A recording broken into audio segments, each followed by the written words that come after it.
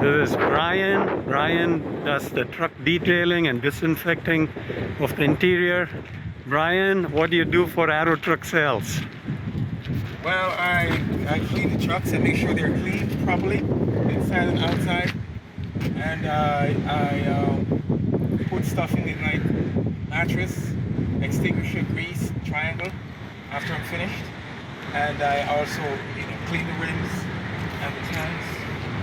And polish painting, them. Do painting. Of course, touch up. Exhaust and the brackets at the back. And just to make it really presentable. Wonderful. So the customer will love it. How about disinfection? Do you do anything like Also, that? we do that. We disinfect the inside of the truck to make sure it smells nice. All the bad odors are gone, and it's fresh and nice and ready to go.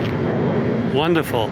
And always a new mattress, right? You throw the old one. Always a new mattress, new triangle, new mattress, and grease, and That's great. Just to make it look great, and the customers love it. That's great. There are many customers who actually come back and say, hey, can you clean our trucks the way that Brian cleans the trucks? Absolutely pleased. That's wonderful to hear, Brian. So we take pride in what we do.